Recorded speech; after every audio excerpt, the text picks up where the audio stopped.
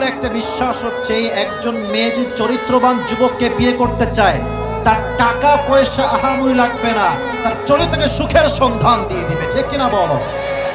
যারা আব্বাজান আছেন আমার কথায় রাগ করবেন না, আপনাদের সবার কাছে একটা আবদার করছে, আব্বাজান, আমার আব্বাজান যারা আছেন আর যারা আমার মায়েরা শুনছে আমাকে পর্দার থেকে বা বাসার থেকে, আপনাদের পায়ে হাত দিয়ে আমি একটা আবদার করছি, যদি আপনার মেয়ে বাসায় থাকে, যুবতী, বিয়ের বয়স উপযুক্ত, আর যদি কোনো উপযুক্ত পাত্র পান, আজকে টাকা নাই, জব নাই, চাকরি নাই, ব্যবসা নাই, বাট মাথায় রাখবেন যেই যুবকের আজকের অবস্থান জিরো, কালকে সে আল্লাহ চাইলে হিরো তো হতে পারে।